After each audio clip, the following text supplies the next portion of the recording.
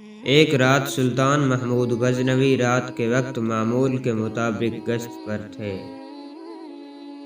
اور ایک تندور کے پاس کسی شخص کو سویا ہوا دیکھا تو اس کو اٹھا کر پوچھا کہ وہ کون ہے۔ جواب میں اس شخص نے بتایا کہ وہ غریب مزدور ہے، دن بھر مزدوری کرتا ہے اور رات کو اس تندور کے پاس ہی سو جاتا ہوں۔ سلطان نے پوچھا کہ اس سردی میں اس کی رات کیسے گزرتی ہے؟ تو اس مزدور نے جواب میں جو کہا اس نے سلطان کو ہلا کر رکھ دیا۔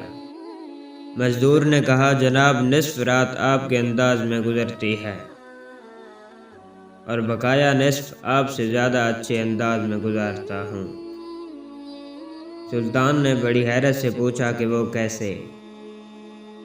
مزدور نے جواب دیا کہ جب تک تندور گرم رہتا ہے تو میں آپ کی جیسی نیند سے لطف اندوز ہوتا ہوں اور جب تندور ٹھنڈا ہو جاتا ہے تو اٹھ کے اللہ کی عبادت شروع کر دیتا ہوں، جو آپ کے مقابلے میں وقت کا بہتر استعمال ہے۔